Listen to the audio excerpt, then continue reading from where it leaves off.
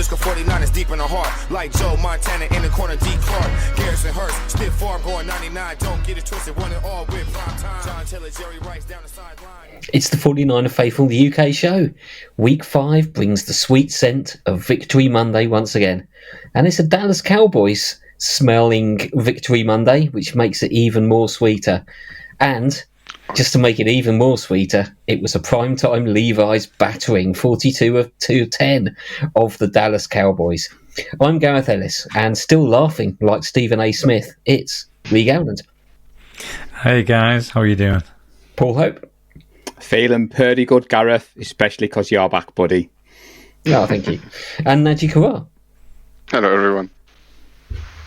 Good to see you, boys. Thanks for covering the show while I was on holiday, Lee. Good job. No problem. No problem, but you've disappointed us. I thought you might have went with the Najee Karar. Yeah, well, I only pull that out at special occasions. But yeah, it was a good show. Good to see I left it in safe hands. It wasn't quite the chaotic avant-garde performance art piece that I'd expected, but it was still a good listen. Felt like Have you managed to narrow down that game into just 3 talking points? Since I know that you haven't done your homework this week. You can try. Go on then. Paul usually does his homework, so I'm going to pick on Paul first. George Kittle, Fred Warner, Brock Purdy. That's what I want to talk about tonight, chaps. That's pretty succinct. Lee? Okay, so I will take 2 of them. So Fred Warner, George Kittle. But the third one, I'm actually going to go with the offensive line. Good choice. Good choice indeed. Well, we've got to talk Brock Purdy, obviously. We have to talk about the Discord thread, which was absolutely on fire. And Dallas embarrassing themselves once again. They're very good at it. They are. I've got going on with a little bit of Lee's movie theme from the last show I was on. Defense does Dallas. Don't get the reference, don't ask. Fred Warner, decoy. And I'm going to say it. This is bold, and it might be a little bit early, but I think we're all thinking it. Brock Purdy is the best Niners quarterback since Steve Young. Yeah, I'd agree with that. I'd even say since Joe Montana, but Steve Young was good. Steve Young was good. Yeah, that is bold. That is bold. So along the movie theme, rather than like three positions or anything like that, I was going to go with we broke the back of the Mountain defense by giving them a raw hiding to nothing, and they truly went home as a 1-star rated team. That's good. I like it. That is good. One night in the Discord group, Najee. Look what's happened to Mr. Dowland. But we do have to say, Gareth, not only a huge win against the Cowboys, but our biggest victory margin against the Cowboys, I heard this morning. Now, I wanted to test that with Lee, because Lee's the historian. I think that would be correct, because I think the previous biggest one was 45-17. That would be then. Yeah. In 3 quarters as well. Not even 4 quarters. Basically, yeah. Let's start with Brock Purdy then. We often do. Please. Hopefully, I think we're going to see some of the narrative change. It's Sunday night. It's prime time. A lot of people thought Dallas were going to be a really good team this year. And Brock Purdy just cut them to pieces with as close to a mistake-free game as you will see from a quarterback. I've put it out there. I think he's up in that top level of quarterbacks, even after 10 starts now. The consistency and the fact that there's barely been a poor decision, let alone a poor quarter, let alone a poor game in that period, is just phenomenal. I don't really know what more to say about it, so I'm going to pass it over to Paul. Well, let's all say it together. Brock Purdy is the real deal. He's a great quarterback. We've talked on this show, perfect has been mentioned quite a lot. And Brock Purdy is the perfect quarterback for this team. Yes, he has all the weapons around him, Gareth. My non-Niner friends were rubbing their hands together for Sunday Night Football. This Dallas defense, we're going to do this to Brock. They were all very quiet today, chaps. And the talk has turned to the Browns defense is going to be his real test. But you touched upon it there. He finished the night 17 for 24 for 252 yards, 4 touchdowns, and some of those throws. Now, for the stat people out there, I saw this stat, Gareth, that's saying Brock can't throw. And I thought, this will be good for the show. Brock threw all 4 of his touchdown passes from outside the tackle box. It was the most in a game since the next-gen stats era. He completed 7 of 10 passes over 10 air yards for 166 yards and 3 touchdowns, and he leads the NFL on completion percentage at 72.1% on such passes. Now, I could spend hours waxing lyrical, but all I'm going to say is the confidence we have in this offense. Najee was driving the Brock Express last year. Lee and the chaps were at Miami. How can you not enjoy watching this team? Brock Purdy, those throws. Am I right, Najee? Have I said enough there, or are you wanting to jump in and mix a little bit more of what I've said? Yeah, it's really interesting because I think Collinsworth put it pretty well when the game started. You expect, when you look at the tape and you look back at the games, you expect to see just him being helped by CMC and Debo and Kittle and Ayuk and Trent Williams and, a good running game and a good play calling and all that. But it's not even that. I genuinely think CMC is that good because Brock Purdy is that good. And BA is that good because Brock Purdy is that good. And Kittle and all of that. I think with the narrative it is going to change, but I don't think it's going to go quite the way it should be, which is he's the best QB in the league by far right now, I think. He's better than Herbert, he's better than Mahomes, he's better than Josh Allen, and it's not even close. I watched the Vikings-Chiefs game, and Patrick Mahomes is a very good QB, of course. But the way Brock Purdy is playing right now is just another level. I think somebody said it in Discord, and I know that's going to make some people shake a bit, but it does remind me of like 2012 Tom Brady. He's just unstoppable. He's just dealing and winning. He does whatever he wants, and it's unstoppable. No one has been able to so far. Stats shows it's just, it's not a train anymore, the Brock Purdy Express is. It's a full-on rocket ship, full-on into space at full speed, as fast as you can go, and it's never coming back. It's just, he's so good. He's so good. I'm definitely buying more jerseys. I don't even care. I don't know what else to say about this guy. Go on, Lee. More superlatives, please. So, I agree that Brock Purdy is the best performing quarterback in the NFL currently, and I think that's a lot to do with the sum of all the parts. So I think he's a excellent quarterback. What he does, and I'll pick out 2 particular throws, and they were almost identical throws as well, but they went to different receivers. One was to Ayuk, one was to Debo, where he dropped it smack bang in the middle of 4 different Cowboy defenders, and that had to be pinpoint. Yeah. And he did it twice, and he did it with ease. And at no point in that game was I worried that he was going to throw an interception. He had a couple batted down at the line of scrimmage. So does every quarterback. Yeah, it happens. But I think because of the team he has around him and his skill set, I think Najee's right. He's the best performing quarterback in the NFL at the moment.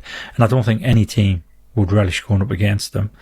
We mentioned the Browns. I think it was Paul that turned around and somebody said, oh, well, your next big test is coming up against the Browns. You have to do it against the Browns first. And I kind of do agree to some extent, because I definitely rate Myles Garrett above Micah Parsons. I think he's a better player. So I think he's going to be a bigger test for us. But I also think to say that is unfair on Brock Purdy. Brock Purdy has now done more than enough for people to sit up and take note. And Richard Sherman has been one of his most ardent advocates. He's telling everybody how good this guy is. Yep. And we've seen it. I mean, I mentioned it pre-season last year. There was just something different about him, just the way he moved, the way he looked. And he just looked as though he was laser focused all the time. Yeah. And even when things weren't going that well for us at the start of the game, when we getting our drive stopped a little bit after the first drive, that is, you could see the focus in his face, right? What do I need to do to move the ball again? And it's just so pleasing to see. There's a prime example, the big play to Ayuk that got called back for a hold or something. Yes, it was a hold, yeah.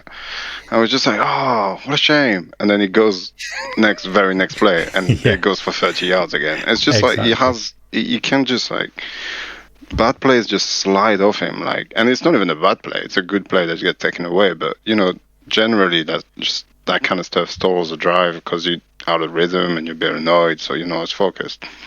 Doesn't bother him. It's like, oh, okay, it was a hold, no problem. I'll just do it again and again and again and as many times. He's just, everything that he does so well.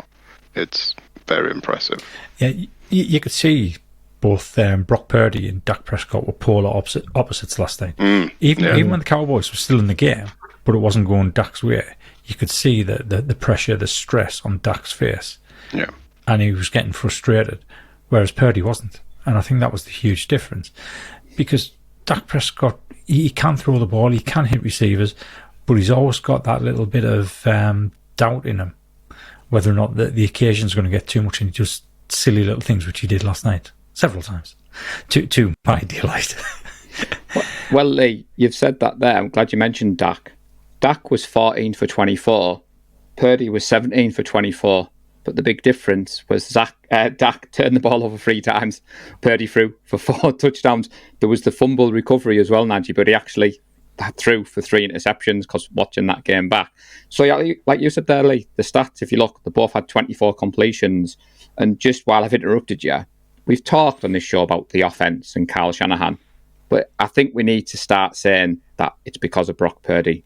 It is the weapons, but it's Brock Purdy now. And that's why I'm laughing, Lee, because the non-Niners fans who've been hitting me up on Twitter, who've been waiting for him to fall flat on his face, surely they have to see it now. I know we're biased, we're a home team show, but for me, it's because of Purdy, and it's not the weapons around him. I mean, there is precedent. Like, Jimmy did play with... I know CMC was very young to the team, but it did play with everyone, and we barely scored 17 points a game.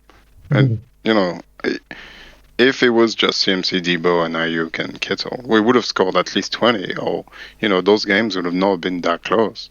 And they were. So it's not just the weapons. It is Brock. And I think it starts with Brock. If Brock wasn't playing well, the weapons couldn't play well.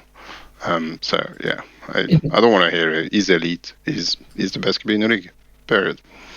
It always does. People say that, the best quarterbacks elevate the play of the people around them. I think that's difficult with our playmakers, but he's getting the best out of them. And I think one thing we'll perhaps transition into one of Lee's points, but you can see there's a certain calmness about the offense, and that's the O-line as well, that they seem confident in him, and they're confident that he's going to pick up and direct them to where they need to be. And I think he's settled in. I saw him a few times, particularly where he's can see the rushes that are going to come on him, and he seems to know, okay, Trent Williams on that side, I know he's going to hold it for 4.5 seconds. Colt McKivitz, he's on that side maybe 3 seconds, so I've got to start moving. If I haven't let the ball go, he seems to go, right, okay, McKivitz is going to push him outside. All I've got to do is step up, and it's eliminated. He's working with his offensive line and working sort of around them and through them, or at least maybe I'm reading too much into it with my completely amateurish approach to trying to understand what's going on in the O-line. But you just see that the calmness and the trust and the idea that if we have a bad play, it happens. And sometimes defenses make a good play on it. We've been used to having these periods with our offense just stuttering, whereas, we pump the ball now, but it's usually just 1 or 2 plays didn't work out. It doesn't seem that the offense hits the buffers like it has done a couple of times in the last few years, where we've had an entire quarter where we've struggled and just seemed out of sorts. And it's everybody. Suddenly there's a drop pass. Suddenly there's a missed block, or running back isn't where they're supposed to be. Purdy just commands everything, and everybody knows what their job is. Everybody knows where they need to be. And they just trust Brock that he's going to tie it all together, because I think that's what it is. He's the oil in this machine, more than any potential moving part of it. But it's what makes the whole machine work. And I'm still, from his second, third game, every time I watch him, there's something else that impresses me about him, and it's still happening. Yeah, true. Yeah. That's enough about Brock. We could go on all night. O-line, I mentioned it briefly there, Lee, but that was your point. And your player watch as well. Yeah, so I thought the O-line played pretty well considering who they were going up against. I thought there was a lot of pressure there. It's defense in the league. Debatable.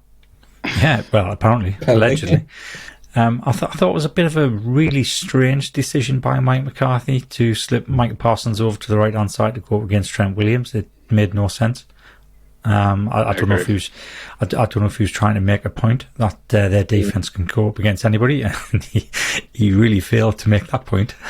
Yep. I think Aaron Banks kind of set the tone for the game early on in the first half when he slapped the Dallas defense around the face, because essentially that's what our offense did for the whole night. We just slapped them around the face, treated them like a petulant little child who turned up to our house to try and spoil the party.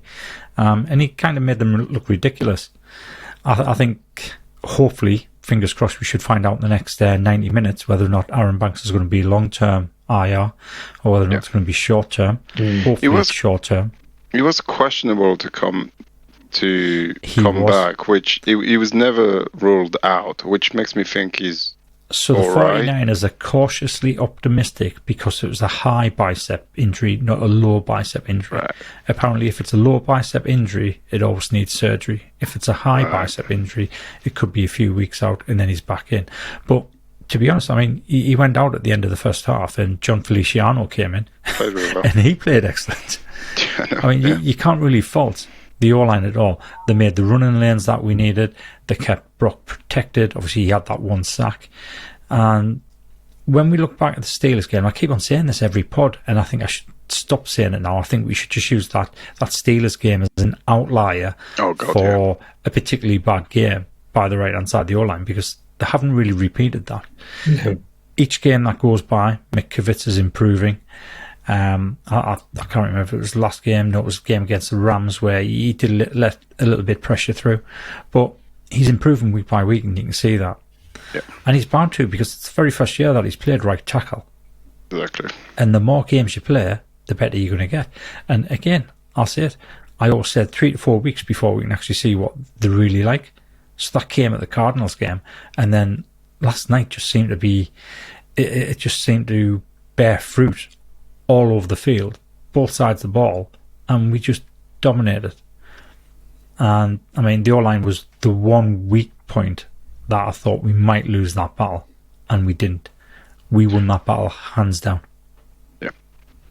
I think I feel a bit sorry for Trent Williams because he made it all the way home and found that Micah Parsons was still tucked in one of his pockets. So I had to run him back to the stadium to catch the bus home. I've got to say, Trent Williams made Micah Parsons look incredibly ordinary. It did, incredibly ordinary. I don't think he'd have that type of success against Myles Garrett, which is what I was saying before, because I think Myles Garrett is a better player. But when you looked at Micah Parsons last night going up against Trent, it could have been anybody that you were watching. Could have been any defensive end that we've seen this season going up against Trent Williams. He just threw him aside like a ragdoll most of the time.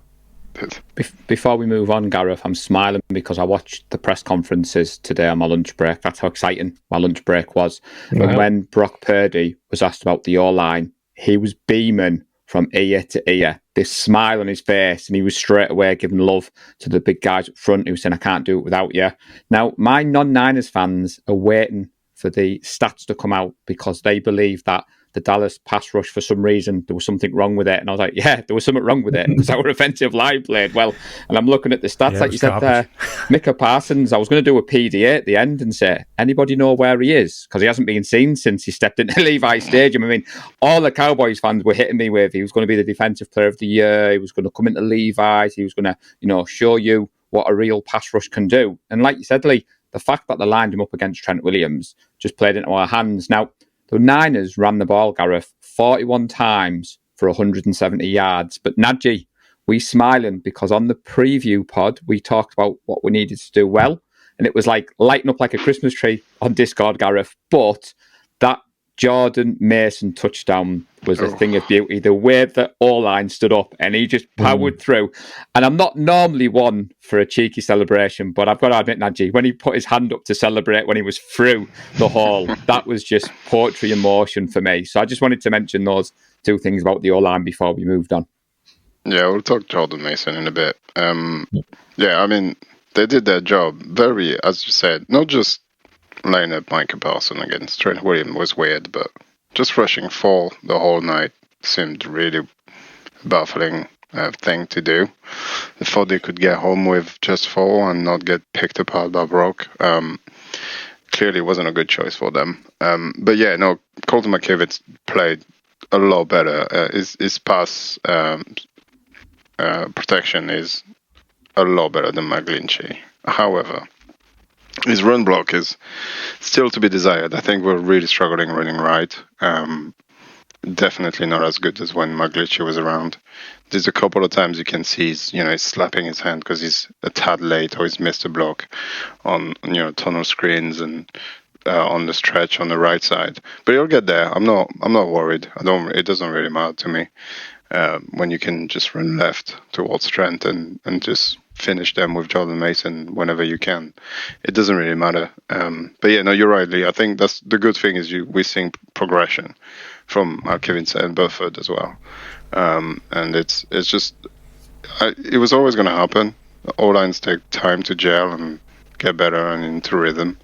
And it's only week 5. There's 12 more games to play. So what I found out. What I found really interesting about the O-line is Aaron Banks played pretty much the full first half. I don't think he came out until the end of the first half.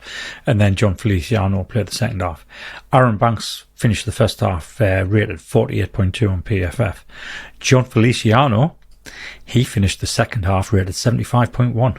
Nice. That's good. I mean, I think the Cowboys kind of gave up. So it's hard to put any kind of... It was good to see, though. Oh, it was great to see. No, I'm not saying that. I'm just saying thing. The thing with PFF grades sometimes is they're not pinch and salt. They don't give you the context of why things Well, happen. yeah, I mean, that's obvious when you have a look, see who our highest graded player on offense was, and that's Jordan Mason with a 91-0. Yeah, 10 carries. I mean, he played really well. Yeah. He did. I'm not putting him down, I'm just saying. I forgot to mention when we were talking about Brock, I felt it was massively disrespectful of Kyle Shanahan to take him out at the beginning of the fourth quarter, and I thoroughly enjoyed it.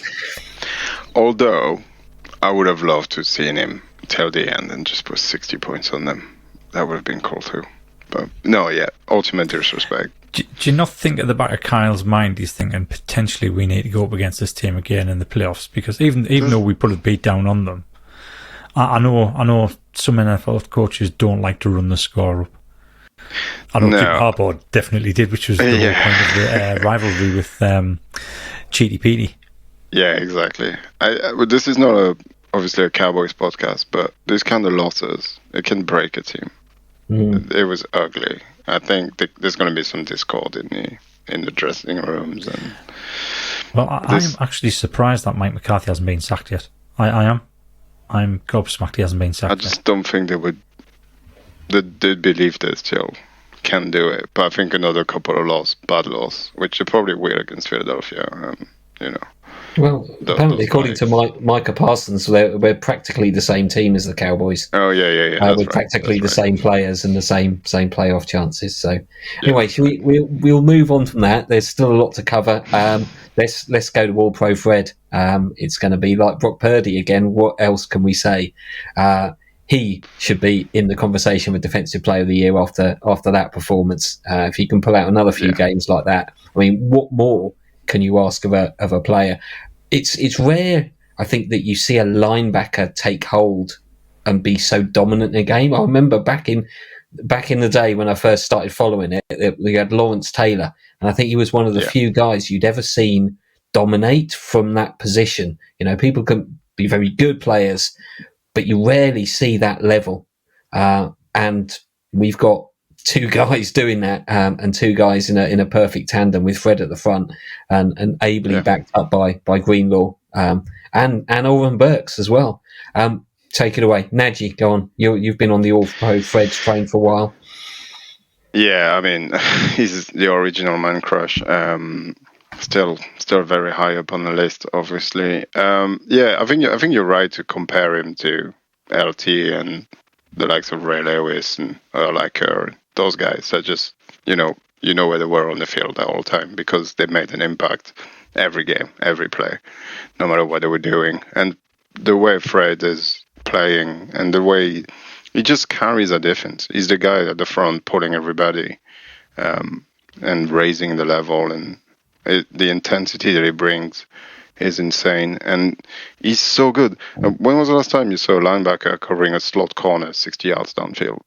And I know the guy was open because let's face it, he was open, but he's there, and that just doesn't happen. And the fact that we trust him to do that, and the fact that he's doing it without asking any question, he just does his job, and there's no diva. It's just he's our captain. He's just I'll just do it. I'll do whatever I need to win the game. And every time he's around the ball, those tackles are amazing. That punch was insane. It's just and then he got the pick, which we called finally, of the deflection of your guy Gareth, the other way around. It happened the other way around, didn't it, against the Rams? It was bound to happen. And if he carries on playing like this the whole season, he's not just going to be in a conversation for Defensive Player of the Year. He should be in conversation for MVP. He changes the game by being on the field, and it's just so good. We need to re-sign him to multi-million dollars of years, and it'll stay with us forever. He better. Who's going to follow up on that then? Well, go on, Paul. No, I was just going to sprinkle some of the stats in, Lee, because when I was getting ready for tonight, I hang a jersey up like Nadji, and I was thinking, who do I hang up? Kittle, Bosa, Fred. Now, Nadji was the original man crush for All Pro Fred, but I quickly jumped aboard, and I've got my Fred Warner jersey. Now, you've talked about the peanut punch there, you've talked about the pick, but you're forgetting the sack on third down on Prescott. You're talking about the fact that if you look at the stats, 8 tackles, 1 for a loss, a sack, a pass deflection, a forced fumble, and an interception. And if you want to go and see a bit more understanding, Gareth, we always shout out on this show, Brian Baldinger dropped a video about half an hour ago of Fred Warner and seeing him moving across the line, the way he's shouting the communication out. Like you said, Nadji, not only is he the best linebacker in the NFL, he's up there for the best defensive player. And we could spend another half an hour talking about Fred, but I just wanted to sprinkle some of the stats in because if that was just him alone, Gareth, the defense was awesome. But there was a lot more for us to talk about. And to quote Lee, it was fantastic to see. It certainly was. Go on, say it. I think the pleasing thing, if you listen to what they were talking about last night on the broadcast, was people have stopped referring to Fred Warner as All Pro Fred Warner. They're now referring to him as a generational type linebacker. He is that good. He's not just excellent for his generation, he's generationally excellent. And I think it shows. I mean, you've just discussed everything that proves it. The forced fumble, the interception, the sack, the tackles. He's covering slot receivers. It's just amazing. I mean, every time you see him play, he kind of surprises you a little bit more. And you think, well, he can't do any more, can he? He surely can't do any more. But then the next week, he does some more.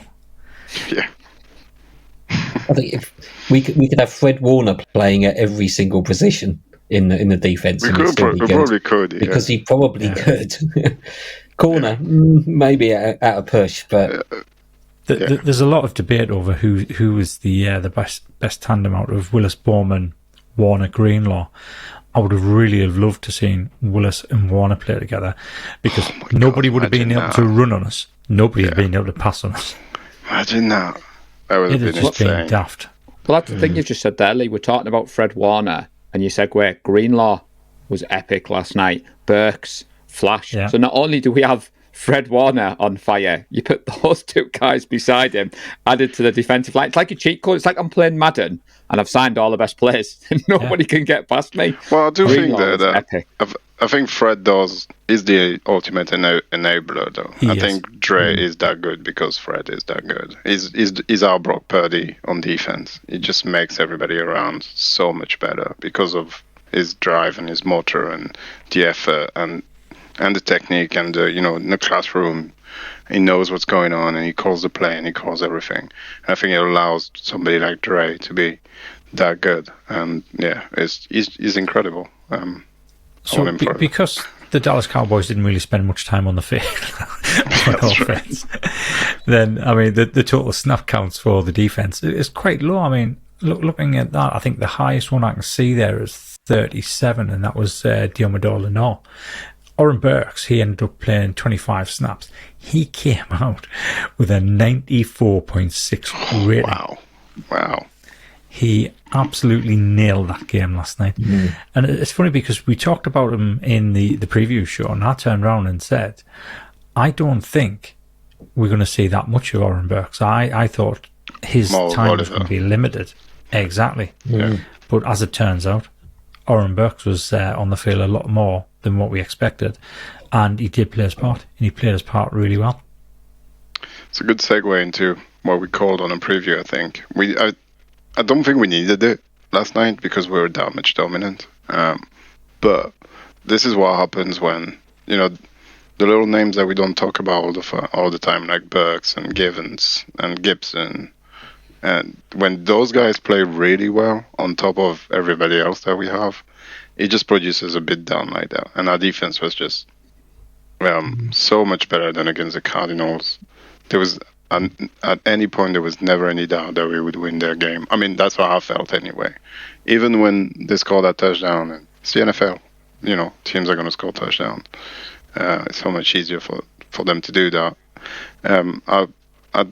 Because I was worried when I stayed up first. I was like, if this is a nail biter, or if this doesn't go well. But as soon as kickoff happened and we marched down and scored, I was just like, it'll be fine. It's going to be a great night, this. I just, it's this complementary football that we've been seeing last year. Had struggled a little bit until today. Our defense wasn't playing as well. And our offense has just been unstoppable. But now when you get it all together like this, it's beautiful to watch. And we would have beaten anyone 42-10. I think, at this point. So, it's good to see.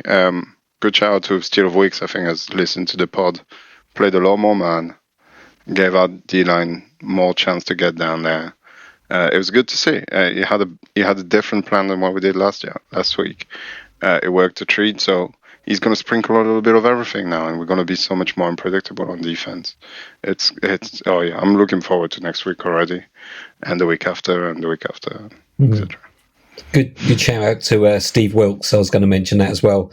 Obviously, we forget that defense has been together for a long time, but it's only the fifth game with this defensive coordinator. And I think you can see the scheme and the rhythm and the feel for the game and the play calling is all beginning to come together. And like you said, it's great to see suddenly other defensive names like Oren Burks, Isaiah Oliver, and good to see Kevin Givens appear on the stat sheet. He's been hanging around for a few years now, and it's great to see him have a bit of a bigger day than the sort of spot cover that we've seen from him before, and it bodes well. I think Dallas just couldn't do anything, and that's what our defense is doing to teams. They've just stopped them doing what they want to do, and that's winning the line of scrimmage, and then all the other guys mopping up anything that comes through.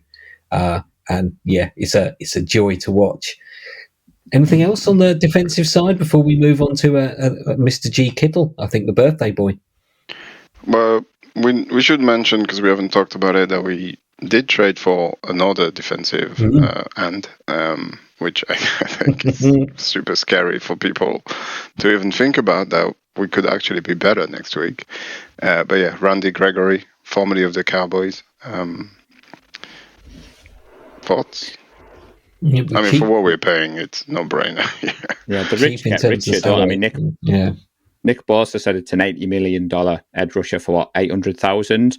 And there was a lot of talk, Gareth, last week that Bosa's not getting sacks. This defensive front isn't getting sacks. But Dak Prescott was hit 9 times last night, 7 by the defensive line, and a sack for Nick Bosa. And we smothered their rushing attack, and the blitzers just ate. And it doesn't always, we've said on this show, the eye test, you don't always have to get stats. I think Najee is a big one for that. Dak Prescott was shell-shocked. He did not know where that pressure was coming from. And he was shaken up that much by the pressure. 3 interceptions. We called for 2, Gareth, in your absence. Maybe we were being a little bit too, not as bold because you weren't here, but we'll take 3 and a fumble recovery. Take 3. I think that the only stat that matters on the defensive side of the ball is how many points do your opponents get. That's it. And it's the same on the offense. The only stat that matters is the points when the fourth quarter clicks down to 0. That's the only stat that actually matters. So yeah, I'm not bothered. I've seen a lot of stuff about, you've paid all this money for Bosa and he's got 2 sacks. It's like you're just showing up. You're not really understanding what's going on there. Should we move on to Kittle? I think we'll start with Paul. Did you have a little prediction about what Kittle might do in this game, Paul? I remember that from the preview show. Did he? All I can say, chaps, is you have taught me well. So to give you your credit, Gareth, you've introduced the new segment of the scouting report. You've made me go away and watch a lot more game tape, and I did feel quite smug that I said against this type of defense, George Kittle would have a big day. Now, what's interesting, he only had 67 yards, chaps. He had 3 touchdowns, and Najee's probably going to chuckle at this. The standout play for me was the Detroit play. It will be forever known as the Detroit play. If you're in the Discord chat, you know what I'm talking about. The end around, the bit of trickery, and the fact that Purdy stood and knew he was going to get hit. But happy birthday, George. The birthday boy turned 30, and what better way to do it, Gareth, with 3 touchdowns. And when you've got Christian McCaffrey scoring 4 touchdowns, you've got Ayuk going for 148 yards, and Debo being Debo, you forget we've got Club 85 in the house. And that's the beauty of this team. How can you not be excited watching this team 1 week at CMC? And for me, George Kittle, all 3 of his touchdowns were just fantastic, to quote Lee. I was absolutely dancing around. He became the most recent 49er to set a career high with his 3 touchdowns, surpassing his previous high of 2.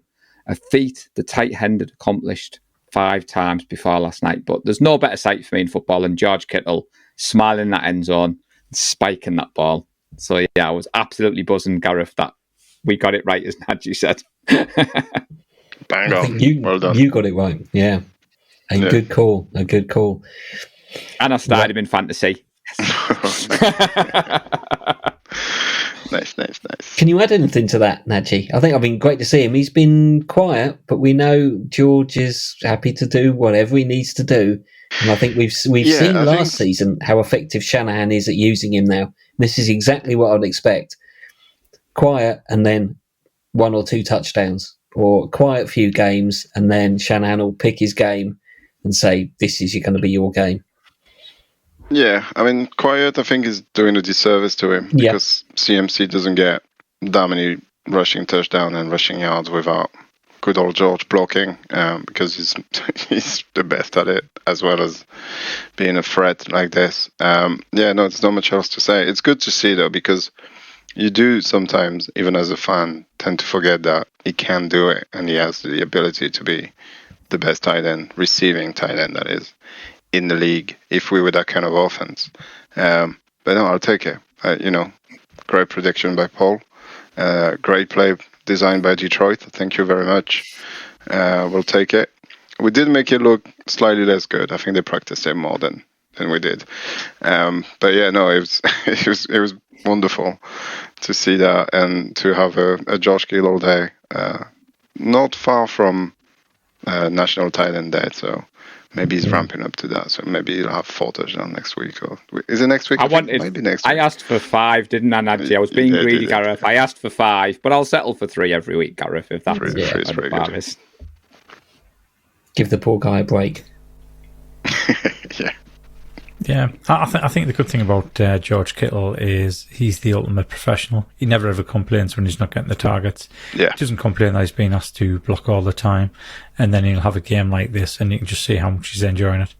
He enjoys scoring touchdowns as much as he likes flattening people. I mean, that's obvious from previous games when you see the camera on him after he just flattens somebody and he's laughing his head off. And I think he will have enjoyed last night. And I think he'll have fed that little bit of an appetite to get in the end zone again. And I think it just spreading the love around the team, I think it keeps everybody happy. Mm-hmm. And it keeps everybody focused on what the ultimate goal is. And the ultimate goal is for the team to be successful. And that's to get that Super Bowl. Mm. I'm also starting to think, with I don't know if people have seen the picture of him showing some swear word to Dallas. We've been talking about the fact that we may lose some of the people next year, and I think he would probably be at the top of the list, I think, because his contract is quite big in terms of that. But the more I watch him play, the more I see him around the team, him and Huff on the sideline, and etc., etc. I think he would happily take a pay cut to stay with us for his entire career. And I hope that I'm right. I hope that his side business are big enough that he doesn't have to worry about playing in the NFL, getting paid in the NFL. But I fingers crossed, and let's all wish into existence that we have Josh Kittle as a Niner for his entire career. I would happily give anything for that. Well, he's not even that highly paid. What's he, fourth or fifth? I think like Hawkinson is earning more than him, and he's... That's true, yeah. If I'm going to be generous, he's half the player George is. And that's being generous, I think. He's a good tight end. Yeah, but he's good. How his agents earn that, I think. Yeah, that's true. Any other names to mention before we'll move on to the player watch? But if there was anyone else you wanted to pick up? No? Good? Quiet? Player watch? We could talk BA, we could talk Debo, we could talk Jawan Jennings, having a good 19 yards. CMC, CMC having a good fumble, not cool. CMC unlucky this year, this week. Last week he rolls over, scores a touchdown. This week he rolls over. It doesn't happen. No, we could talk about everyone. What Kyle and John are doing, Gareth, they're allowing us to talk about different names every week. So this week we talk about George. Next week we might be talking about Ronnie Bell. And Nadji laughed when I mentioned that in the Discord group at the start. But Ronnie Bell was solid. He was good on special teams. Very good special teams. Again, the odd time we stalled, give a shout out to our punter Mitch, and Ronnie Bell was there, Nadji, the 1 yard line. So number 10 flashed. So that was my player watch to get out of the way from Jake Moody. Actually, it's a shame not to see him get to kick a field goal, but he's still perfect on the extra points. It's not so much of a shame as it was not getting to see Parsons try to kick a field goal. Well, I was going to say you made that bold prediction. And then I thought Nadji was ahead of me at one point because Nadji started cursing Jake Moody in the Discord group. And I was thinking, what have I missed? I only went to get a drink because he missed a field goal. But I think it was to do with your score prediction, wasn't it? Yeah. Because it was a penalty and the Cowboys didn't take it on the extra point. And I was like, no, just make him kick a 48-yard extra point. He might miss it. And then I can get my 34. That bang on. Otherwise, it's 35, you see. We've just touchdowns. It didn't matter. So let me get this right, Nadji. You were hoping for Moody to miss a point after. Yeah.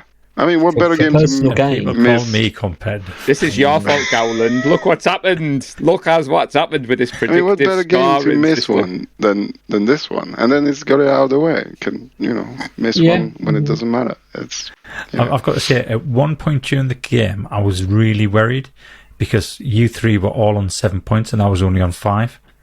So when we got that extra touchdown towards the end, I thought, damn it. Tabulous. Very close. Very close. And we all ended up on 5. Yeah.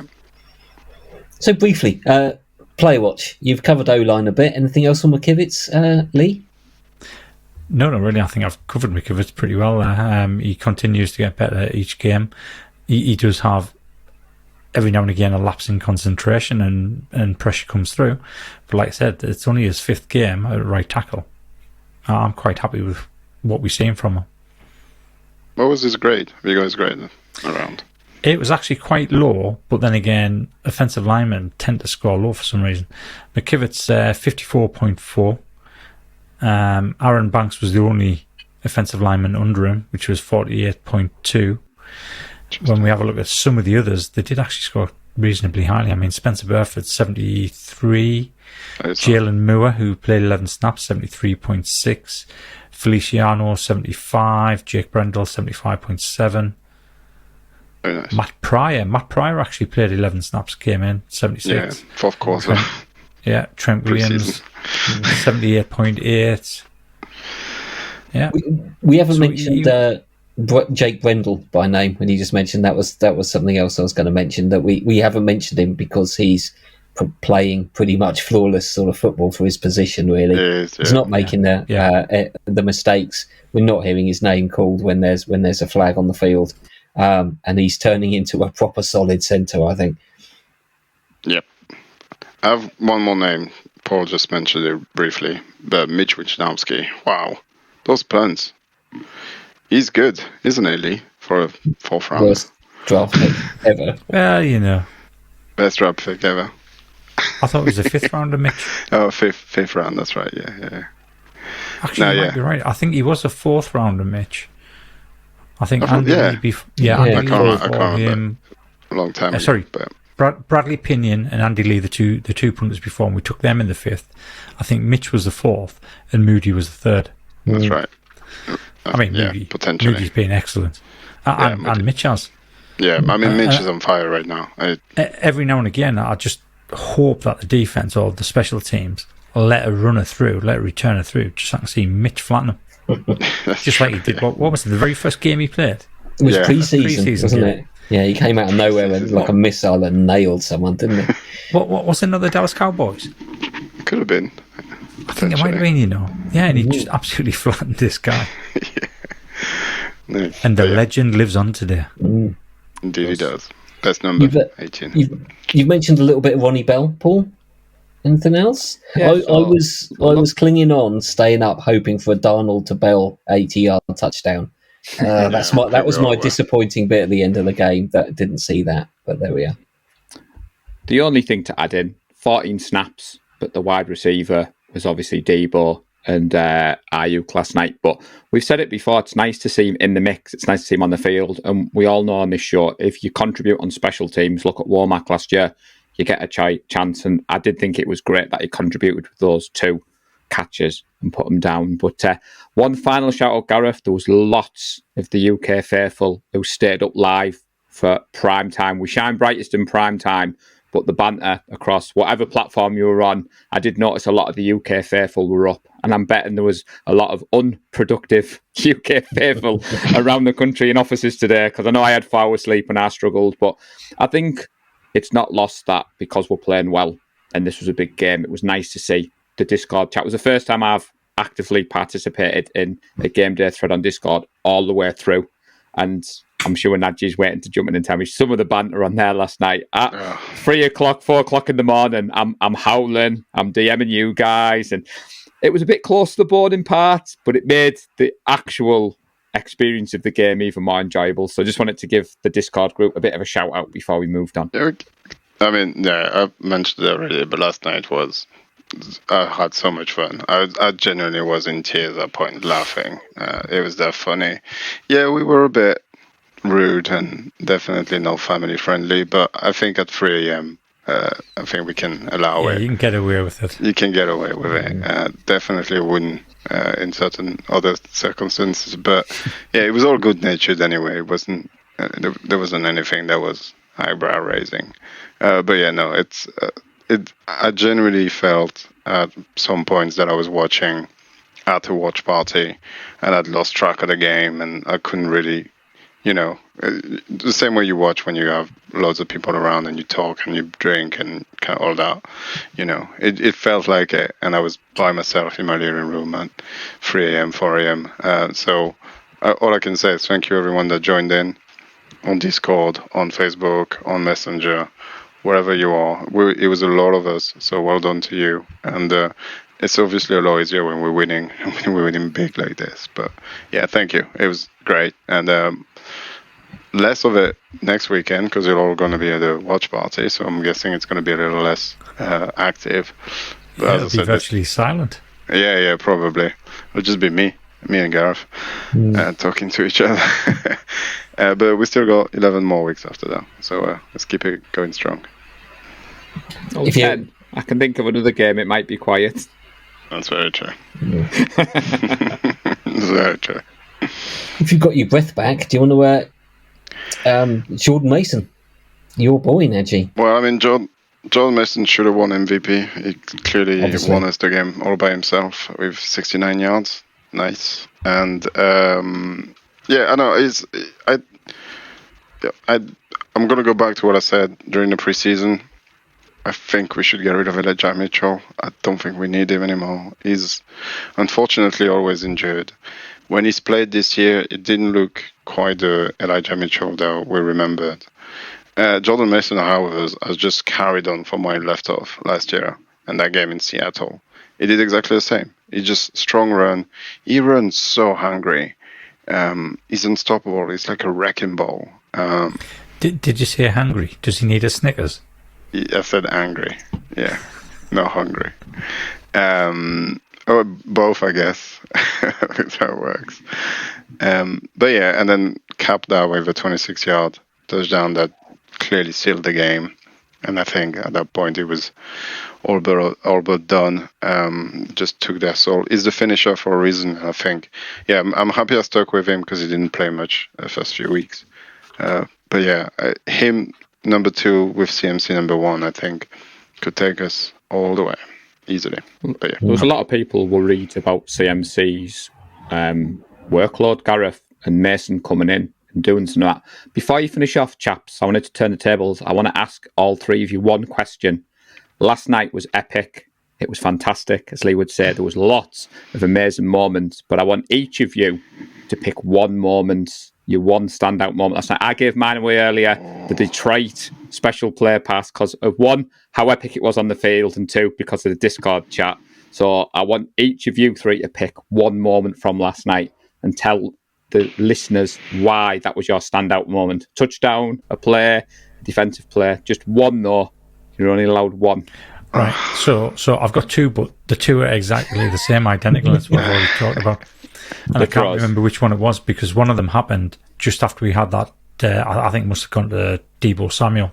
It went to Deebo Samuel.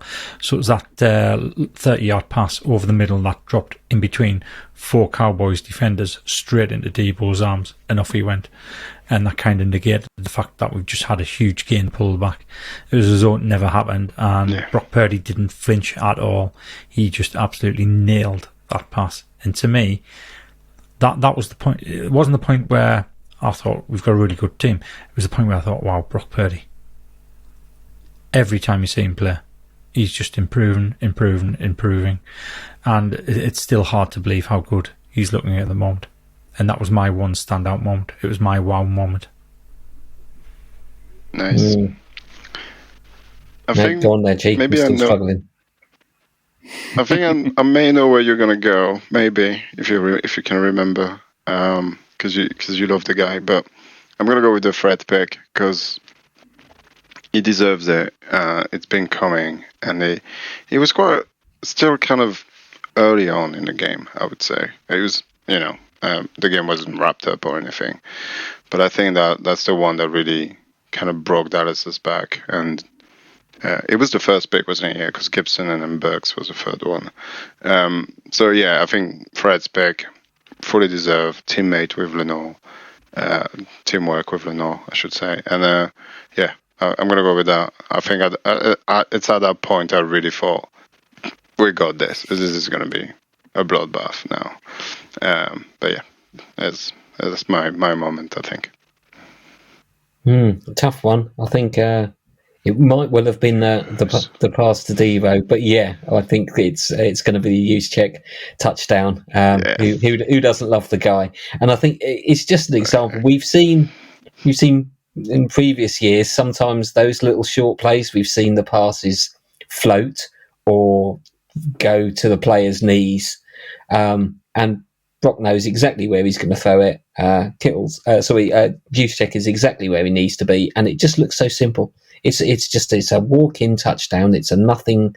It looks like a nothing play. It looks like there's nothing to see there, and that's just when your offense is purring so well that even down in that narrow strip, when the ball's on the 2-3 yard line and you've got no room to maneuver, how on earth do you get a guy that wide open to just, I'd have thrown that touchdown pass, and that's probably saying something, but I'm reasonably confident I would have made that pass because it was just so easy, or at least Rocky makes it look that easy. And yeah, I do love me a Juszczyk touchdown.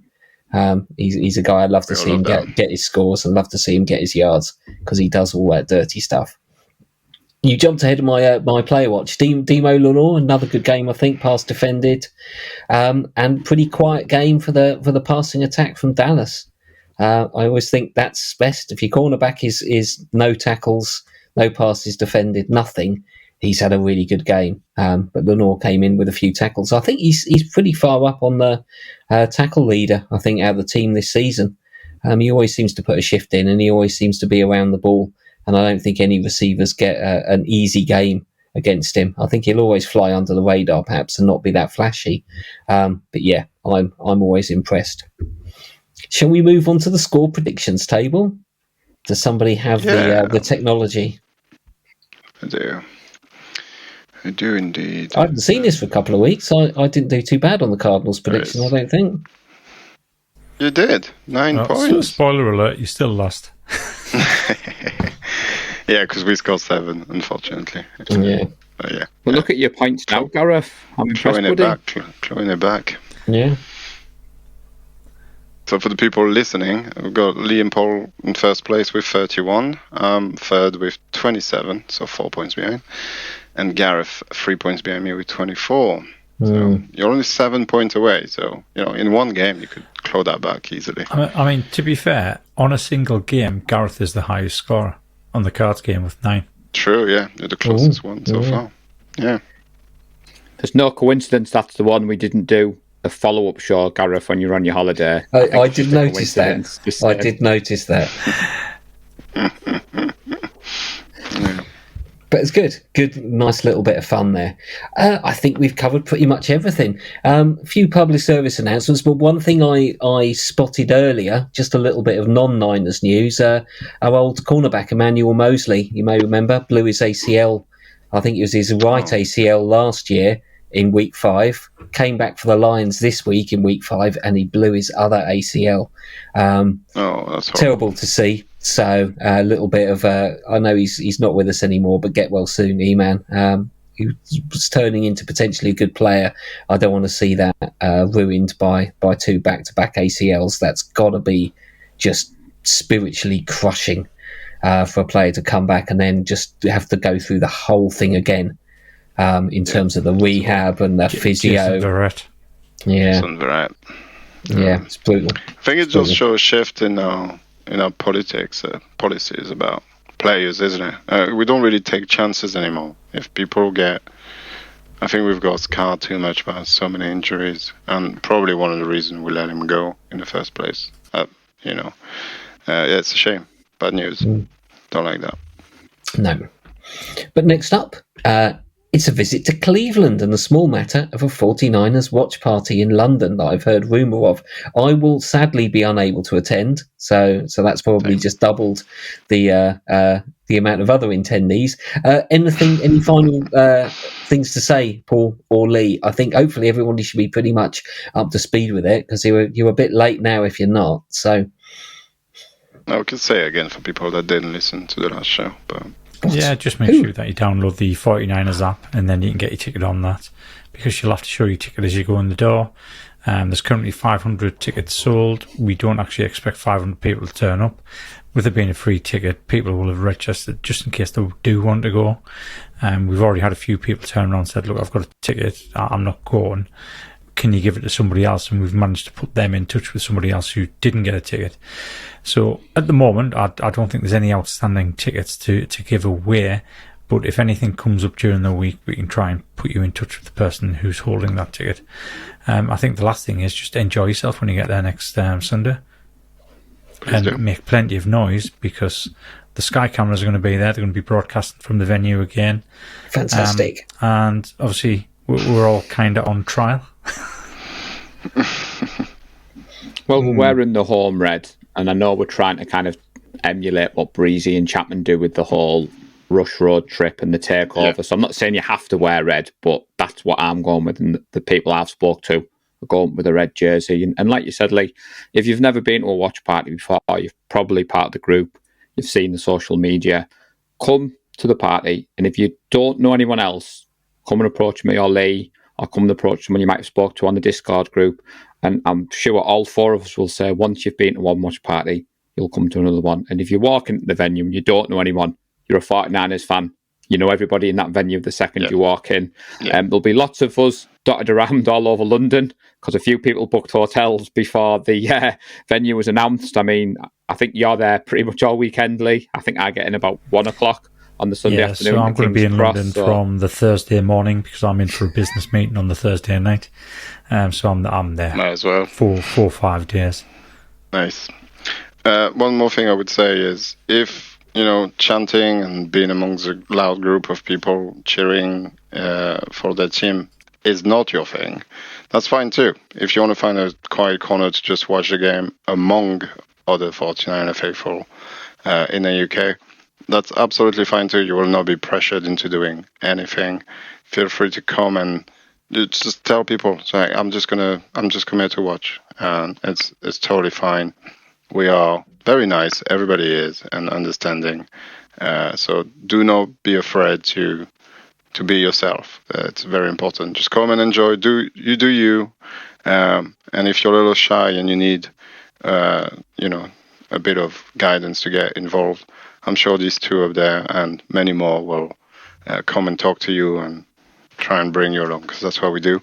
But no obligation. If all you want to do is sit by yourself and watch the game, that's totally fine. Absolutely. And that's a good thing to wrap it up on. Thanks for joining me, lads. Good to see you again. Thanks for everyone who listens and watches and supports the show. The podcast will be back later in the week to preview the Browns game. Do enjoy the rest of your victory week. Do enjoy all of the people eating a little bit of humble pie from the Brock haters. And I am enjoying a little bit of the autopsy on how bad Dallas looked. I don't think it takes the shine off us that's been some of the focus, because I've still been enjoying it. Hope you have enjoyed it too. Go Niners. Go Niners. Happy Brocktober. Bang, bang, Nana gang. We love the San Francisco 49ers deep in the heart. Like Joe Montana in the corner, D. Clark. Gareth and Hurst, stiff farm going 99. Don't get it twisted, one and all with prime time. John Taylor, Jerry Rice down.